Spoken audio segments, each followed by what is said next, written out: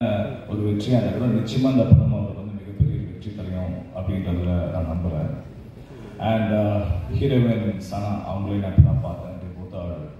Good to C in on screen பேர். And மற்றபடி எல்லா க்ரூவும் குடும்ப அபிஷேக் இருக்காரு, எல்லாருமே இருக்கிறது நல்லா பண்ணியிருக்காங்க எல்லாருமே. ஸோ இந்த படம் வெற்றி பெற வாழ்த்துக்கள். அண்ட் அடுத்து வந்து நான் முக்கியமாக சொல்லணும்னா வந்து இந்த படத்தோட producers mister Ravichander and mister Nitin Sathya.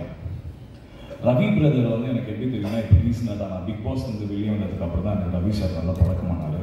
அதாவது எப்படின்னா, நமக்கு வந்து நிறைய பேர் வந்து இதுக்கு முன்னாடி பழக்கமாக இருப்பாங்க. பழக்கமானாலும் நம்ம அவங்கள பற்றி நிறைய விஷயங்கள் பேசலாம், நல்லா தெரியும். ஆனால் என்னை பற்றி அவருக்கு எதுவுமே வந்து இதுக்கு முன்னாடி தெரியாது. பிக் பாஸ்குள்ளே தான் பார்த்துருக்காரு. பார்த்து எனக்கு அந்த அளவு வந்து ஒரு சப்போர்ட், அது எந்த அளவு சப்போர்ட்னா அது வந்து வார்த்தைகளால் சொல்ல முடியாது. நானே வெளியே வந்து பார்த்தோன்னா நான் ரொம்ப நெகிழ்ந்தேன். அந்த அளவு மிகப்பெரிய சப்போர்ட் கொடுத்தீங்க Ravi sir, thank you so much. நான் ரொம்ப கடவுள்பட்டிருக்கேன் அவருக்கு. அண்ட் நிதின் சத்யா பிரதர், அவரும் நான் இங்கே வந்தால் ஃபர்ஸ்ட் டைம் நான் பார்க்கும்போது அவர் ஏதோ ரொம்ப வருஷம் பழக்கம் போது என்னை பேசினாரு. Thank you so much sir for that. And கண்டிப்பாக இந்த படம் வந்து ஒரு ஹியூஜ் சக்ஸஸாக இருக்கும். அதான் அவங்க க்ளீனாக சொல்லிட்டாங்கல்ல, இந்த படத்தில் நம்ம வந்து மெசேஜ் அது எல்லாத்தையும் தாண்டி என்டர்டெயின்மெண்ட் அதான் முக்கியமான ஒரு விஷயமா இருக்கும். ஸோ அந்த வகையில் காதல் கண்டிஷன்ஸ் அப்படியே கண்டிப்பாக ஒரு என்டர்டெயின்மெண்ட் ஃபிலிமாக உங்கள் எல்லாரையும் ஹாப்பியாக வச்சுருக்கோம் அப்படின்றதெல்லாம் நம்புகிறேன். வாய்ப்புக்கு ரொம்ப நன்றி. தேங்க்யூ.